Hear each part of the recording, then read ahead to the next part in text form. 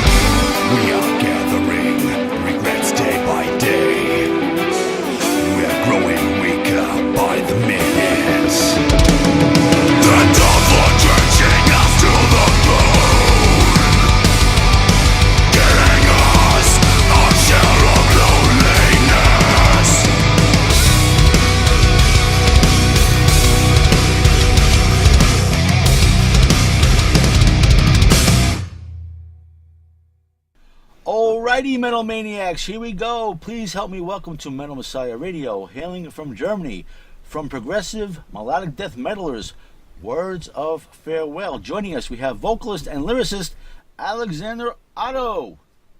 Hey, thank you for having me. Thank you, and welcome to the Metal Meltdown.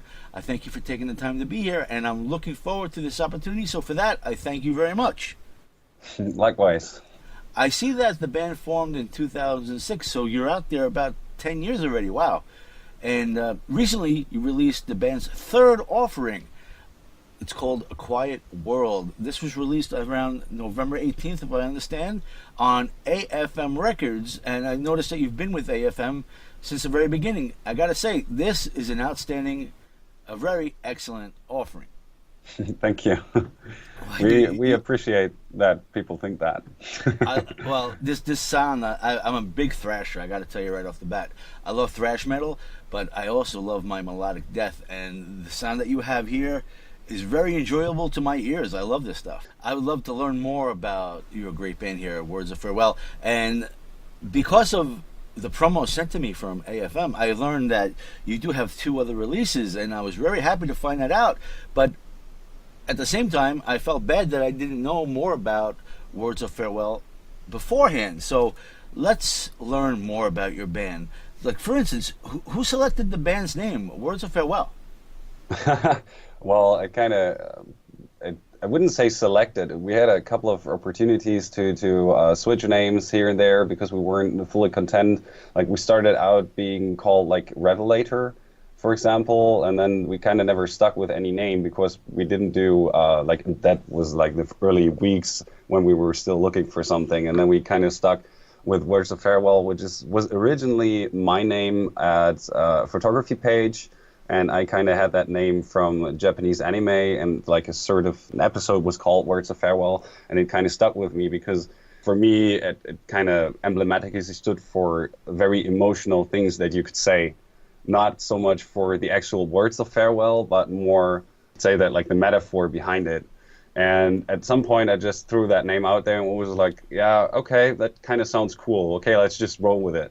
So there wasn't much meaning behind it when we first got the name. And nowadays we kind of think back and thought like, okay, maybe like you have a W at the beginning, so alphabetically you're always at the end of everything. That's not really beneficial. But on the other hand, like now it kind of stands for everything that we do, and it's kind of connected to all the works that we've released so far, and we kind of never look back at it thinking like, yeah, this was the best name we could come up with, but rather like, yeah, okay, this is okay. We just go with it for now and maybe think about it later. And then at some point we never looked back thinking that we should change it because it was already like filled with all those connotations about what we've been doing with the name or using the name, and then kind of stuck with us then in the end, like after a year or two, kind of something like that. So it's not very deep. I hear you. Well, when I first checked out your music, I was kind of intimidated about what your music would sound like. Words of Farewell, to me, I was expecting to hear some depressed type of music, but I was happy to find out that this is not the case. Your music is not very depressing at all. It's rather upbeat and positive, and you have a really good sound here, and definitely needs to be checked out, your entire discography. So, yeah, I was happy to, a name's a name, but Words of Farewell, I was like, oh my goodness, what kind of a name is that? It sounds kind of depressing to me. So, the music is not, though. The music is not. Like, if you look at the lyrics of the first albums or something, or maybe the EPs, there has a lot of, they do have a lot of very depressing contents, but much as with the music that influenced me during my youth and the adolescent period, I always tried to find, like in the negative sides, I always tried to find something that was positive. So, in a sense, for example, if you take the ultimate example that everyone in metal usually puts into the lyrics at one point or another, which is suicide. I never saw it as a negative thing, so why should the music be also depressive or something? I just pointed it out that it is something that we can maybe engage with and think about, because for some it's a very important issue. And then it kind of also with the music, which I certainly don't write myself, so I basically just write the lyrics for them. And then it relates to the name, because it's not like I would say the most positive of things, but the music gives it a positive touch as well. It reinterprets the context in which the lyrics are to be received by whoever listens to it. So I guess it's not neither positive nor negative. It's always in the mind of the person who actually listens to the music, I guess. Yeah, that's well said. That makes sense to you. Yes, it does. I think everything is based on interpretation, and that can only be based by the individual. Unless you are a follower and whatever somebody says, you want to agree with whatever they say. But most people, I think, well, maybe not most people, but I think the best is for people to make up their own decisions, their own judgments, and listen to the music and then base their own decision based on what they hear and what they think. Yes. Exactly. Yeah. Would you please, at this time, tell the listeners who makes up the entire lineup of Words of Farewell? Well, the current lineup, which is, I think now we're constant for about 2.5 years, which is actually the longest period that we've been together as a group, consists of, first of all, our guitarist Erik. I should maybe pronounce it in German, Erik Gaßmus. He's like the main songwriter and has been for the most part, and he's also one of the founding members. Then we have Leo Wichmann, which is our keyboarder, also with me together, a founding member, who does most of the interpretation of all that is keyboard and ambient sounds. Then we have our drummer, Tristan Wegner. He also writes a couple of songs, usually a style that also fits us very well because it's kind of similar to what Erik writes. Then Konstantin Voßhoff, who also did write actually one song for the new album. He hasn't been with us that long. He kind of got to us when we were already recording the last effort, The Black White Yonder. And since then, we've also acquired a new guitarist, Dirks, who has been part of some other, also thrash bands, by the way. Very nice. Part of other bands. And he's now with us for 2.5 years. And so far, he hasn't been like integrating into the songwriting process as much, but that's mostly because he doesn't have most of the time because he has a very busy job. But I hope that's going to change for the next record. I hope so for you as well. I want to thank you for pronouncing all those names. You did it so much better than I ever could. I'm serious. Thank you so much for letting us know who makes up the current lineup. Well, I guess for me it's a little bit easier, indeed. Absolutely. No need to thank me, though. Absolutely. Doesn't take any effort from me, right? I hope not. And let's learn more about this latest release of yours, A Quiet World. Now, I know you're the lyricist, and you just mentioned that Erik is the main music writer, if I understand that, but could you explain to us how your music all comes together? Well, it usually starts with any member coming up with a sort of riff. We usually don't really practice in the rehearsal room. We don't write in the rehearsal room. We only rehearse.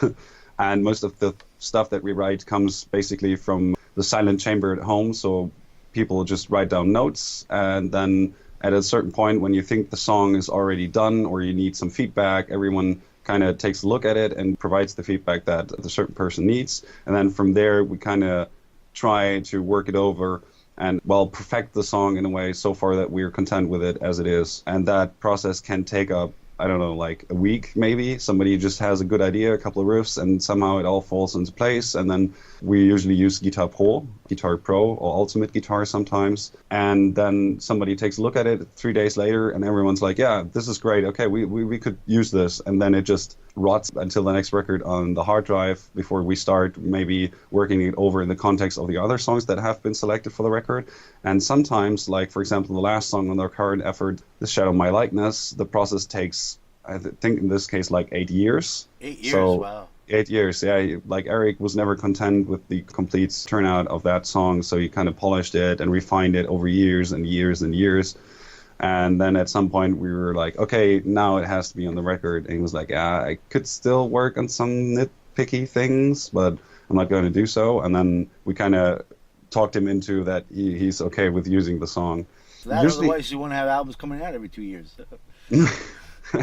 Oh, well, I guess we have a lot of songs that are unpolished and unfinished, but would still, like other bands might not think about like polishing these further, but rather releasing them. And this is a bad thing, I guess, like we're perfectionists in a way, so nothing is good enough. And we oftentimes find ourselves like brooding over a song for ages and thinking like, okay, we have to change this and that. And somehow it doesn't have this certain something that the song would need and kind of falls flat and doesn't realize its full potential. And so we have a lot of songs that kind of float around in the ether but haven't been released yet. Wow. That could be a problem. Sometimes it can be, other times it's good. I mean, sometimes you just go to a song that you may have wrote like 3 years back, and then kind of listen to it again and think like, oh yeah, now I have that one idea that I was missing 3 years back, and then you just write it into the song, and then you're giving it out, and everyone's like, yeah, exactly, that's what we needed, and then it's done. So that's a good thing about writing everything on paper or electronically these days, rather than having ideas just floating around in your head and never really getting them into the rehearsal room in the first place, because then you kind of tend to forget everything, right? So it must be a great feeling when everything comes into fruition and you get the final product done. Oh yeah, that's true. That's a very rewarding feeling. Now, who produced A Quiet World, and where was this recorded? Oh, actually, we recorded, I think, everything ourselves in this case. We had some help from our previous technician who recorded the last albums, because due to financial problems and also some decisions that he would want to change the way he was currently living, he closed down his studio. But fortunately for us, he was able to help us, or willing to help us, for just a crate of beer and a couple of euros. So we mostly had the technical support by Andreas Funke, and we recorded everything in our rehearsal room, and some parts we recorded at home. And then everything came after we edited it ourselves as well, which Leo did, and countless nights of sleeplessness. And then we sent everything over to Eike Frese in Chameleon Studios in Hamburg, who also did all the Dark Age records, because he himself was the vocalist. It's another melodic, used to be on melodic death metal bands. Nowadays they're on a hiatus.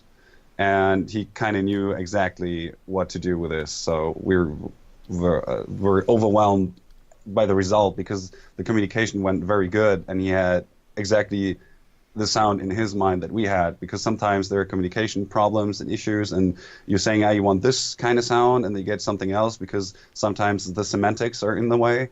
But in this case, it was very easy, as it was with Andreas as well. So communication-wise, we never had any issues. So basically everything turned out to be the way that we imagined it to be, which is great.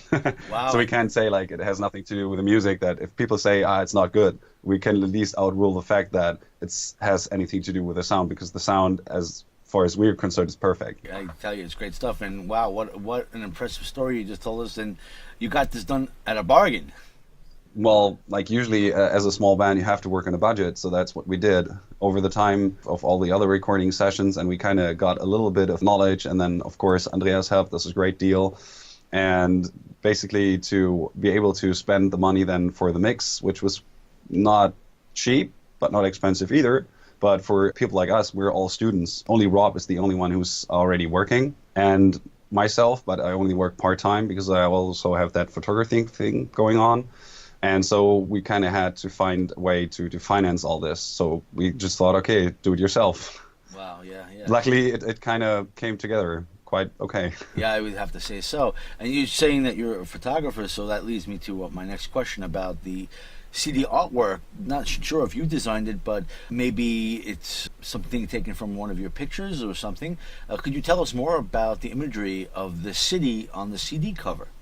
Yeah, sure thing. Actually, first off, right off the bat, now that has nothing to do with my work, sadly, because my work is usually landscape-based, and I haven't been to Hong Kong or like Japan. I've been to Japan, but not for photography reasons, for the last, I think, like 8 years. But we kind of had the idea that we wanted to have an urban environment simply to reflect the ideas behind what the lyrics were about, and kind of have a balance of sort of futuristic background. And we had a couple of ideas floating around, and usually like for the last 2 albums I did basically everything myself, like contacting the photographers, getting the images, and then putting everything together design wise. And in this case we had a lot of ideas, but kind of nothing really struck us as being what we wanted. And so we asked our label AFM, and they kind of said, okay, we got this guy, and he has a brilliant idea for you guys. Maybe he can do a couple of sketches. And then I mailed with him back and forth, and he had this sort of Blade Runner vibe going on. And I, for myself, am a great, huge, giant fan of everything that is cyberpunk, no matter if it's Neuromancer or Blade Runner, as previously mentioned, or all those interesting anime like Blame, the manga, and like Bubblegum Crisis. And kind of for me, it struck a note. And everyone else was a little bit skeptical, but after a short while, like they looked at it again and again and felt like, yeah, okay, this is growing on people. This is important. Like it kind of captivates you, but always also keeps your interest over a long period of time. You can just grab it out of your shelf, take a look at it again, and think like, yeah, this is still good. And so we kind of decided to roll with it. Came out great. Yeah, I think so too, yes. And I noticed that Words of Farewell is a live performing band. That's just a great thing. And have you been performing in support of A Quiet World? Well, so far, since the release, we've only played 2 bigger shows, though, which were quite interesting. Both were like festival shows, and the winter times also, the festivals are not that big, but still very interesting. We tried to put together a tour, but sadly we failed because the communication with some of the places was rather weird. Like, we don't have a booking agency yet, because apparently for that we're also too small. Like, we lack that certain networking, apparently. Like, we're always trying, but somehow it kind of never works out. And in this case, so we don't have a tour to support it, but only like a couple of scattered concerts. But the good thing is, like, for us, even after all these years, like, every concert is something special, something we look forward to for weeks and the time, and very meticulously crafting our set list and then putting a lot of work into rehearsals. And so that's the good thing for us. Like, we try to see the good thing in everything. So in this case, each time we get into the stage, it's something special for us to connect with the people and also to perform our stuff live and see the reactions and afterwards meeting the people. And it would be nice to play a tour to support this album properly, but so far I can't say that we have, sadly. I'm sorry to hear that, but also, that being said, it's always great that you have a positive attitude about this, and I hope that things break down for you where you can get more support and get that booking agent and get onto more shows, because it sounds like you want to get onto more shows. Yeah, well, so far our lifestyles could sustain the fact that we could play more shows. Like, for others, it might be a little bit get a little bit trickier, but since we're all basically still at the end of our 20s, there's no like family planning on the horizon, or most of us don't have a job yet, still studying, like at the end of the 20th. So like this year, next year would still work. Afterwards, it might get a little bit more complicated and people would have to make more compromises to make it work.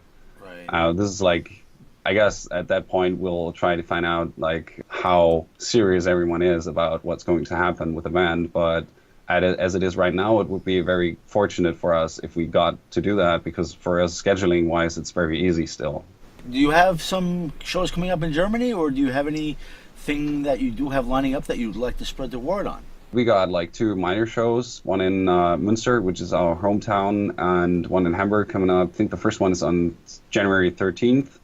It's like a neckbreaker festival, and the other one is in Hamburg, where we play with our mates from Interra, Syndemic, and Heroes Fate, which are also pretty interesting melodic death metal bands. And it's a release gig for Interra's first EP. And so I guess with that lineup, all those bands are not like bigger than us or smaller than us, but like around the same status, I'd say. So it's a very good lineup for the people that are, for the locals that are in Hamburg. I guess it's not like a huge thing where people come on from all over Germany, but if somebody's listening, I would happily invite you to come to see us on stage and perform with the other bands. Very cool. Hopefully that happens. People out there listening, go see Words of Farewell. They're in Hamburg. Let's talk about videos now. Okay. I went to YouTube and I saw that you have a YouTube channel. It's Words of Farewell. Just go to youtube.com and look for the Words of Farewell channel, and there I saw a bunch of videos, some audio videos, some lyric videos. Saw My Share of Loneliness, an official audio video, Gallows Frame, an official lyric video, and an official clip for Guy's Demise. Mm-hmm.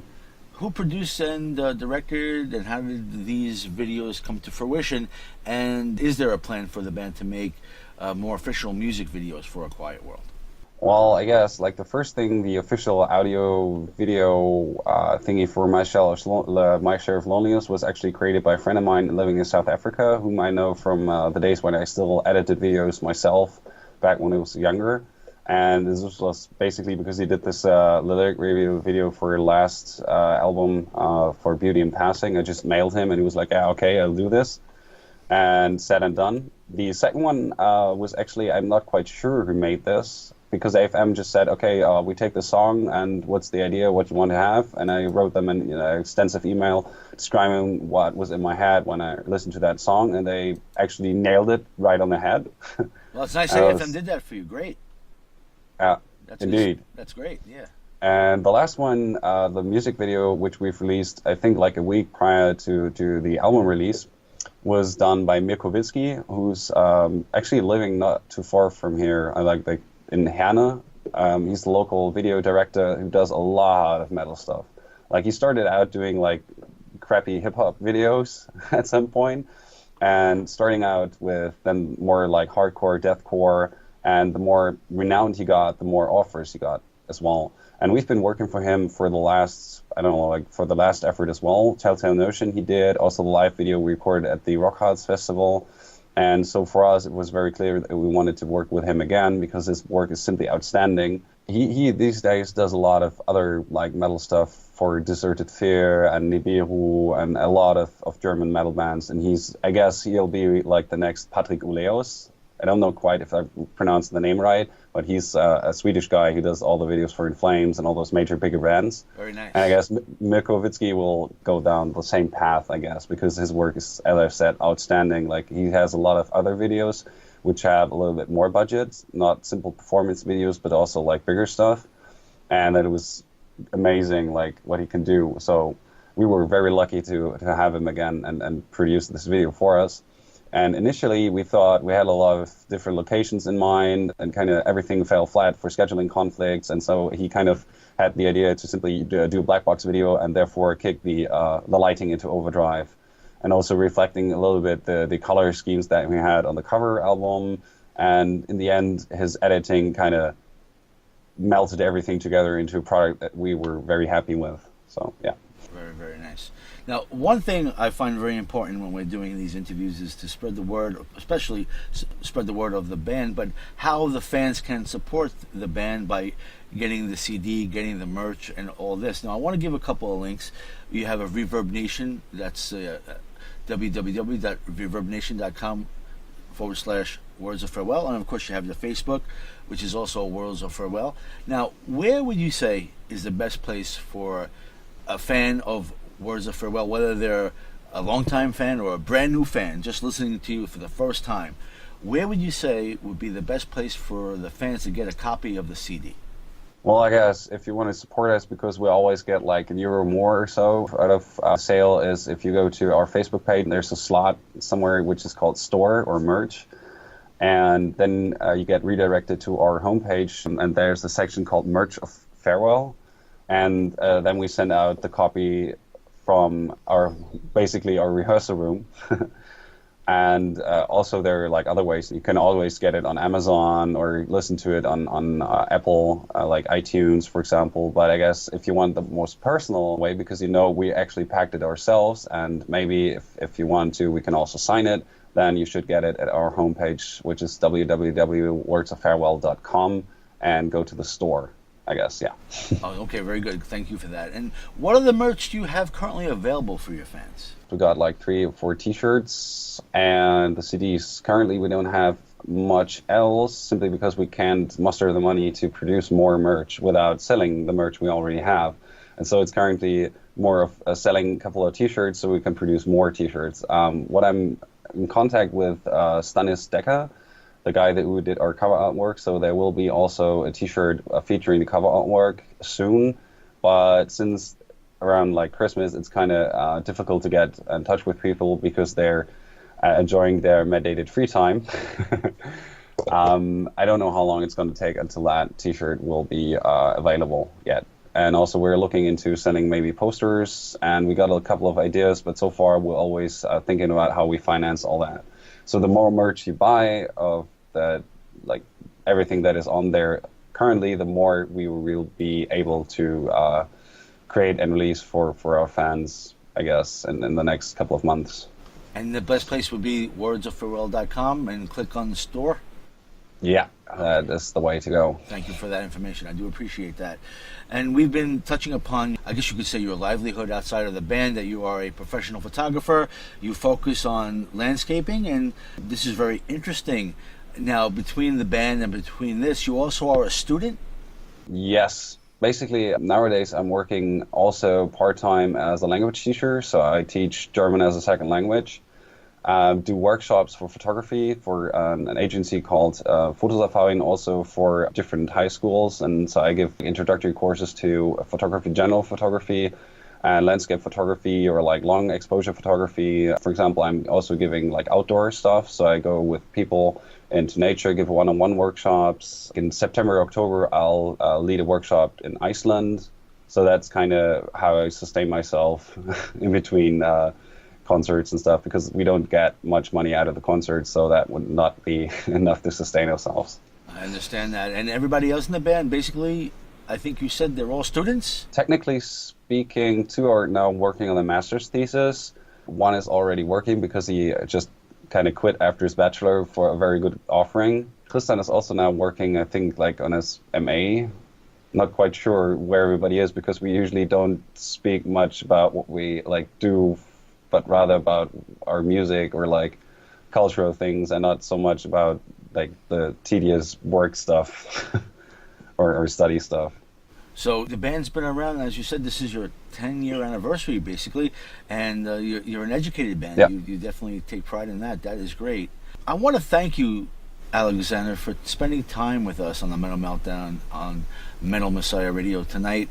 I do believe we learned a lot more about Words of Farewell than I ever knew beforehand, and you have a new fan in me, and I hope that you have more fans after they listen to your music and after they hear this interview. I hope that your fan base can continue to grow, and just know that I'll be here for you. I know this music is relatively new, and you have a new album out there about every 2 years, so I would love to catch up with you on every new recording that you do have, that we could be here to talk about it at that time again. If you'd be into that, I'd be into that as well. Yeah, sure thing. Like, I promise you I'll be back. Very nice, very nice. And is there anything that you would like to say to the metal fans out there that are tuning in at this time?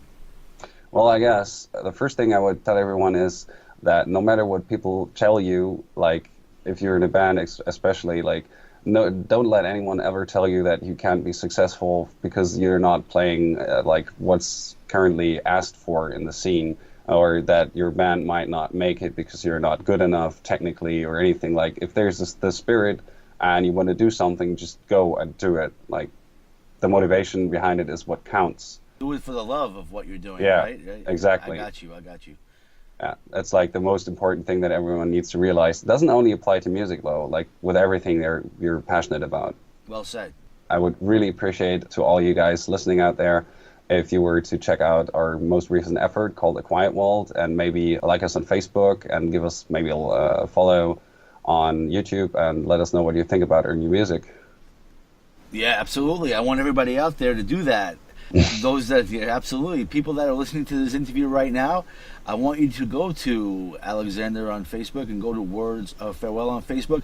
Let them know what you thought of the interview. Let them know what you thought of the tunes. And check out the videos and let him know what you think of his videos. That's what this is all about. We're not just doing this just to kill time. We want to spread the word of Words of Farewell. And we are interested. The band's interested, and me as playing the music, I'm interested to know what you out there think. So I agree with Alexander on that. Please do that. Let Alexander know what you think of Words of Farewell. I mean, they're out there 10 years, and I hope, and I really wish this for you, I wish all of Words of Farewell a great 2017. I want you to have a great new year, but I hope that 2017 starts to become a better experience for your band, that you become more well-known and have increased success, where that you can look back and say, yeah, it was what it was, but now it is what it is, and things can only get better for you. So I wish you the best of success, Alexander. Thank you very much. I appreciate that. I mean it, and I'll be following your band now that I'm more aware of your band, thanks to this A Quiet World promo, that I could check out your music and learn about that you're out there. I will be supporting and playing your music, of course, and I will be eager to follow you to see what comes up next for Words of Farewell. Thank you very much, and I hope I'll be there next time as well, and be talking to you again. I hope so. That being said, how about we go crank up some more Words of Farewell right now? Okay, let's do it. Let's do it. Crank it up, Metal Maniacs.